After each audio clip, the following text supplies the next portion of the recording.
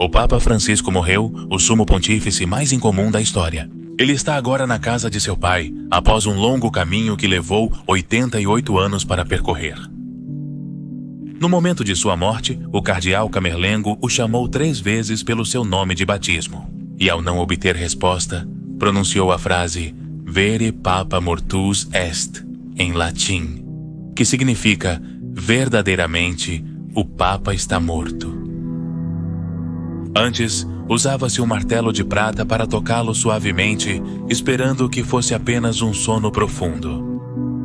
Francisco teria rido bastante enquanto anulava este ritual, mas João VIII o superou. No entanto, Francisco mudou há poucos meses o Ordo Exequiarum Romani Pontificis. Os rituais fúnebres para os papas, já que, fiel ao seu estilo, a maioria deles parecia absurda para ele. Em primeiro lugar, ele eliminou o uso dos 3 caixões tradicionais de cipreste, chumbo e carvalho, deixando apenas um caixão de madeira com um revestimento interno de zinco. Ele disse ao suprimir este protocolo, a menos que queiram que meu corpo seja uma santa matriosca, com apenas um caixão, é mais do que suficiente. A confirmação do falecimento foi realizada na capela privada e não no quarto do Papa. O corpo será imediatamente colocado no caixão e será exposto para a veneração pública. O translado para o Palácio Apostólico será suprimido e o caixão será levado diretamente para a Basílica de São Pedro. Além disso, modificou que durante a exposição do corpo, o báculo papal não será mais colocado ao lado do caixão. E o enterro é simplificado, eliminando as sepulturas duplas ou triplas. Também são ampliadas as opções para a inumação fora da Basílica Vaticana. Para Francisco, isso era muito importante porque ele queria ser enterrado na igreja de Santa Maria Maior. O Papa Francisco se considerava muito mariano e era lá onde costumava ir rezar a Santa Maria Maior. E visitava a Basílica antes e depois de cada viagem para se ajoelhar diante do ícone da Virgem. Neste momento, o Camerlengo já fechou a porta e selou o quarto, ativando o protocolo. Sede vacante. O Vaticano terá que suspender as audiências e começar a organizar o funeral, que deve ser realizado entre o 4º e o 6º dia após o falecimento. Enquanto isso, o Colégio Cardinalício assumirá o controle temporário da Igreja Católica, até que todos os cardeais se reúnam para realizar o conclave que elegerá o novo Papa. Este conclave será convocado entre 15 e 20 dias após o falecimento. Todo tipo de teorias conspiratórias são tecidas em torno desses dias em que o mundo está olhando. Alguns dizem que nos funerais, o Vaticano se reunirá em uma sala privada com os 3 cardeais com mais possibilidades de serem escolhidos. E lá eles revelarão certos protocolos e um pequeno antecipação dos profundos segredos que só Francisco e seus antecessores conhecem e que devem guardar sob pena de excomunhão. Por que eles confessam antes? Para que pensem bem no que estão se metendo e tomem sua possível escolha como o que realmente é. Um fardo impossível de suportar sem a ajuda de Deus. A Igreja Católica não busca que os candidatos façam campanhas políticas fervorosas nem estratégias de poder para ficar com o cargo. Precisamente querem o contrário, que aceitem o cargo com a resignação do escravo que entende naquele momento. Enquanto isso, todos aplaudem de pé que acabou de aceitar trabalhar até o dia de sua morte. Ou, no máximo, até que não possa mais ver, respirar ou falar ao mesmo tempo. Mas enquanto isso, os nomes dos sucessores dançam e não há certezas de quem ficará no trono de São Pedro. O que sabemos é que um papa muito particular acabou de falecer. Falamos dele e suas histórias muitas vezes através deste canal. Então, é justo e necessário despedir-se dele com uma homenagem ao seu estilo? Estas são as 10 anedotas que fizeram de Francisco o papa mais incomum da história.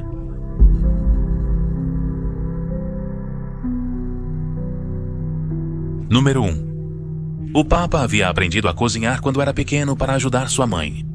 E ao longo de seus anos como padre, bispo e depois cardeal, ele havia ganhado uma boa reputação como cozinheiro, preparando pratos simples, mas deliciosos e com pouco dinheiro. Já como Papa, o tempo não lhe permitia fazer isso. Esta mudança o deixou triste, mas resignado. E uma vez disse que sentia falta de se envolver na preparação da comida. Surpresos, os jornalistas perguntaram: "Você cozinha bem?" E ele respondeu: "Bom, que eu saiba, nunca envenenei ninguém." 2. Quando o Papa Francisco rezava pela manhã, sempre pedia algo especial para o Padre Jorge, como se referia a si mesmo. Pedia a Deus que lhe permitisse ter algo naquele dia.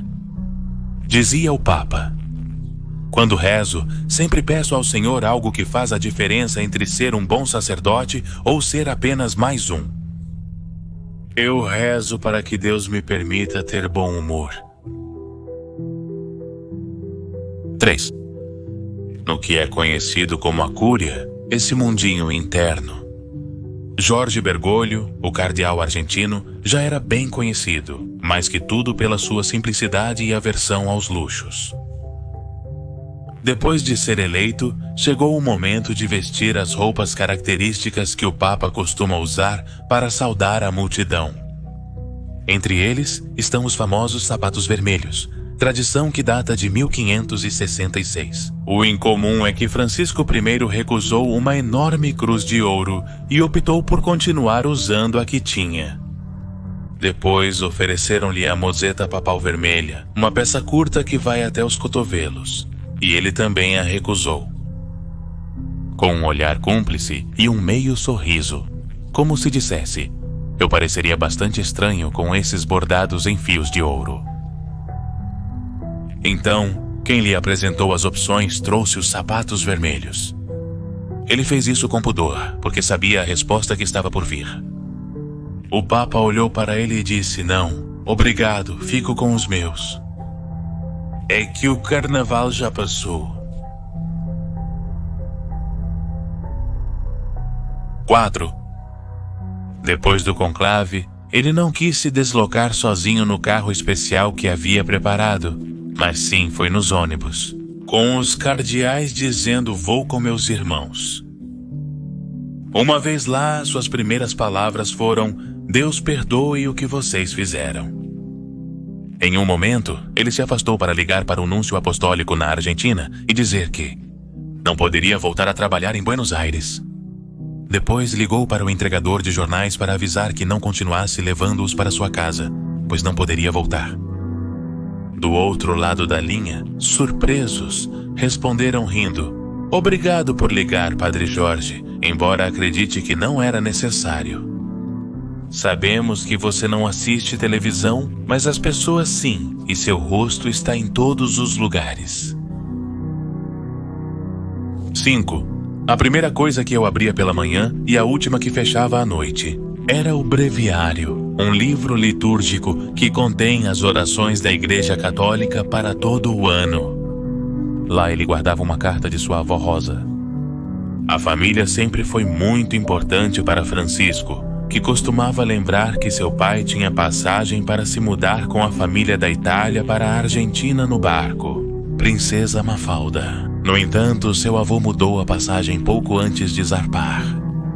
Assim, Juan Bergoglio, Margarita Basaio e seu filho Mário José, o pai do Papa, se salvaram de morrer afogados, já que o Princesa Mafalda afundou a pouco mais de 100 quilômetros da costa da Bahia. Foi a pior catástrofe naval no Hemisfério Sul em tempos de paz. Sempre agradeci a Deus e também ao avô que mudou a passagem, pois se não fosse assim, ele não teria nascido. 6. Maria Helena Bergoglio é a única dos irmãos do Papa que ainda está viva. Francisco a amava e falava com ela com frequência, mas eles não se viram novamente desde que ele foi eleito Papa. Recentemente, um artista plástico argentino fez uma escultura usando como molde a mão de Maria Helena e a entregou ao Papa. A obra vinha acompanhada de um áudio em que se ouvia música de Mozart ao fundo e a voz feminina de Maria Helena, que o Papa reconheceu. No instante, ela dizia: "Olha, eu gostaria muito de estar com você e abraçá-lo, acredite, estamos abraçados. Apesar da distância, estamos muito abraçados." Ao ouvir a mensagem, Jorge, que naquele momento deixou de ser Francisco, sentiu-se oprimido pela dor da separação. E começou a acariciar, quase sem perceber, a mão esculpida. Enquanto fazia isso, algumas lágrimas escorriam por suas bochechas. A escultura de Maria Helena, sua mão o acompanhou desde aquele dia em sua mesa de trabalho. Ele adiou sua viagem para a Argentina por vários motivos. Mas ele amava seu país de fato. E secretamente, ele observava os aviões que iam para aquele destino e os saudava em silêncio.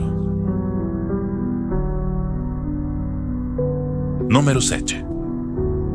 Questionado sobre sua fama de não assistir televisão nem navegar na internet, ele disse: "Não assisto televisão desde o ano de 1990.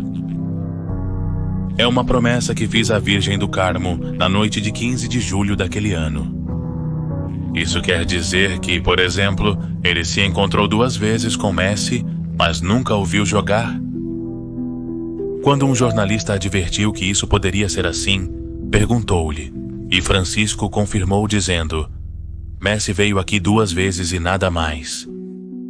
"Mas é verdade, eu nunca o vi jogar." Ele nunca deixou de ser torcedor, fanático do San Lorenzo, time argentino, mas não assistia aos jogos porque, claro, não assistia à televisão. No entanto, quando perguntaram como ele se mantinha atualizado sobre a Liga Argentina, ele respondeu: "Graças a um guarda suíço que me deixa os resultados todas as semanas." E como está o San Lorenzo na tabela de classificação? Número 8. Uma vez perguntaram a ele se era verdade que começava o dia às 4 da manhã, e ele respondeu: "Tenho um sono tão profundo que me jogo na cama e adormeço. Durmo 6 horas. Normalmente às 9 estou na cama e leio até quase às 10. Quando começo a lacrimejar um olho, apago a luz e fico assim até às 4, que eu acordo sozinho. É o relógio biológico." E acrescentou: "Depois preciso de uma soneca. Tenho que dormir 40 minutos a 1 hora. Aí eu tiro os sapatos e me jogo na cama. E também durmo profundamente e também acordo sozinho. Nos dias que não durmo a sesta, eu sinto." Quando o Papa dormia, era a única parte do dia que eu conseguia suportar estar sozinho. Ele mesmo havia dito: "Não posso viver sem pessoas, não sirvo para ser monge, por isso fiquei para viver aqui, nesta casa." Referindo-se à residência de Santa Marta, esta é uma casa de hóspedes. Há 210 quartos. Vivemos 40 pessoas que trabalham na Santa Sé. E os outros são hóspedes, bispos, padres, leigos que passam e se hospedam aqui. E isso me faz muito bem. Vir aqui, comer no refeitório onde estão todas as pessoas, ter a missa, aquela onde 4 dias por semana vem gente de fora das paróquias. Eu gosto muito disso. Eu me tornei padre para estar com as pessoas. Agradeço a Deus que isso não tenha me deixado. 9. Em 2015, o Papa Francisco visitou as Filipinas. Lá, ele liderou uma missa multitudinária no Parque Rizal de Manila.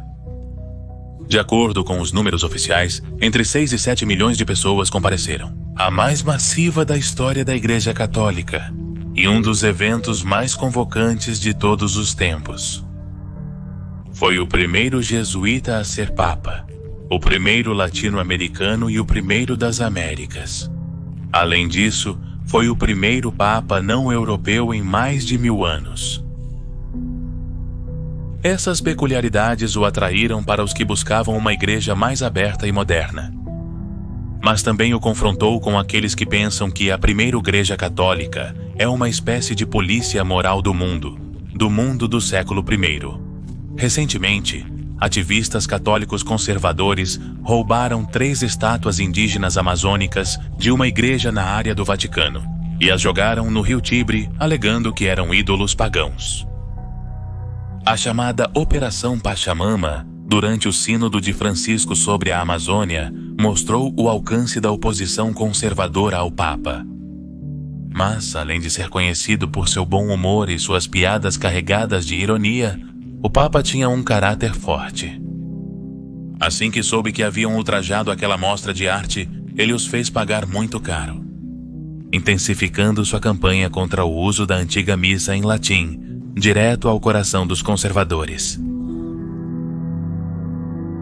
Finalmente, o número 10. Belas frases de Francisco que não precisam de contexto nem explicação. Os pobres são nosso passaporte para o paraíso. Nunca percam a esperança. Nunca se deixem vencer pelo desespero. O dinheiro deve servir, não governar. O perdão é a chave que abre as portas do coração. A família é o hospital mais próximo. Orem por mim.